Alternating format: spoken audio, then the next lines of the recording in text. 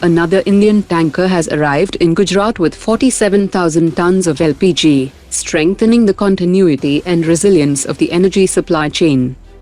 Adani Defence has delivered the first batch of 2,000 Prahar 7.62 by 51 mm light machine guns under the Make in India initiative, against a total order of around 40,000 units. An additional 4,000 units is also scheduled for delivery this year.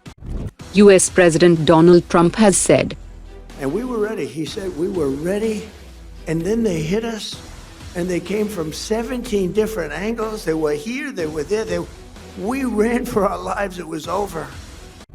Chennai-based Dashagriv Aerospace is developing Stratospheric high-altitude platform system that will enter stratospheric trials next month. Haryana-based HFCL is setting up a 1,000-acre facility in Andhra Pradesh, dedicated to the production of artillery shells and grenades. Lucknow-based HoverIT has successfully tested its 500 km range Divyastra Mark I loitering munition, and has also initiated taxi trials of its 2,000 km range Divyastra Mark II. Indian Army's Vajra Corps gunners conducted high-intensity drills with rapid maneuvers, swift gun deployment and accurate fires, enhancing survivability and combat readiness. The Indian Army conducted the inaugural Army-to-Army staff talks with the Philippine Army, for enhancing interoperability through joint exercises and overall defense cooperation. The first airborne image of DRDO's Archer NG has appeared on social media. The UAV completed its maiden flight in October 2025 and is now progressing through advanced flight envelope expansion and sensor integration trials. Pakistan Air Force is moving to approve 60 to 70 additional J-10CE fighter jets, aiming for a fleet of 100 J-10CE, to counter India's future Rafale fleet of 150. India's 4th S-400 squadron is in final testing in Russia, and is expected to be delivered by May 2026, that will strengthen coverage along the western frontier, filling remaining gaps in the defensive arc.